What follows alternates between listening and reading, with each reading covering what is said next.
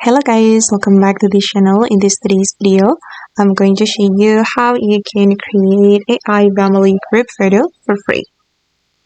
Okay, let's get into it guys. If you want to create this kind of photo, you can use Nano Banana on Gemini. So first of all, you can visit gemini.google.com, or you can open up the Gemini app. You can open it from your computer or from your mobile phone. And then you can use Nano Banana feature.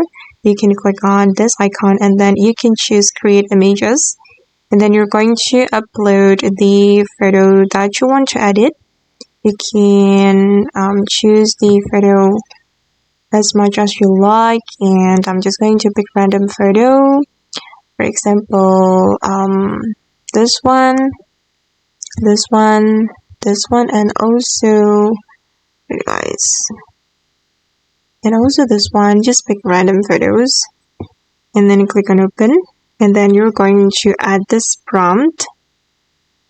Okay, I'm just going to copy the prompt I have created and I'm going to paste it here, and you can use this prompt and then you can click on submit.